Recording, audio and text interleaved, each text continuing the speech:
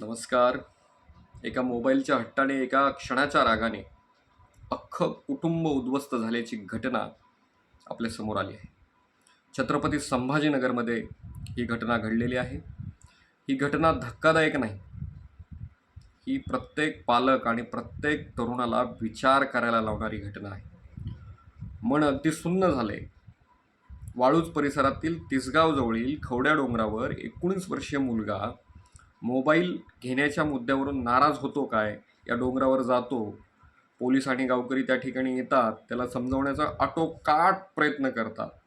या घटनास्थळी अग्निशमन दलाला सुद्धा पाचारण करण्यात येतं. आईवडील आपल्या मुलाला वाचवण्यासाठी या डोंगरावरती धावतात, पण नीतीला काही वेगळंच मंजूर असतं.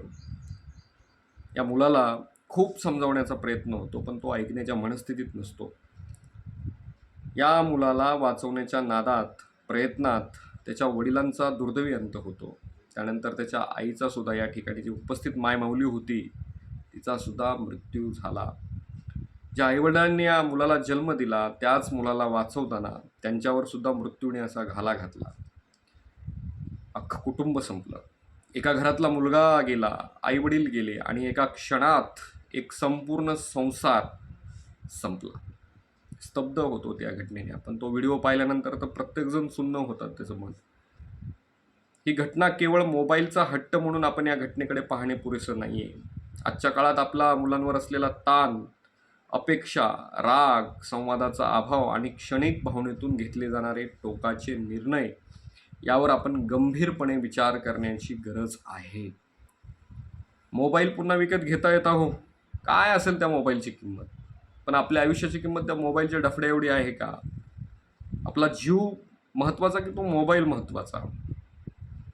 आपला जीव पुन्हा परत येतो का? मोबाईल तसले आपण 100 नाही, लाखो मोबाईल घेऊयात. म्हणूनच पालकांनी मुलांशी आपल्या संवाद साधा. मुलांनी सुद्धा कोणत्याही क्षणी मनात टोकाचा विचार आपल्या जर येत असेल, आला असेल, तर एकटं राहू नका. आपल्या आईवडिलांना, मित्राला किंवा आपल्या एखादी विश्वासू जी व्यक्ती आहे आपल्याला वाटते, त्याच्याशी मन मोकळेपणाने मनमुराद बोला. कारण आयुष्यापेक्षा मोठी कोणतीही वस्तू नाही हो. एका क्षणाच्या रागापेक्षा आपलं आयुष्य कितीतरी पटीनं मौल्यवान आहे. छत्रपती संभाजीनगरच्या या घटनेने समाजामध्ये अनेक प्रश्न मागे ठेवले आहेत.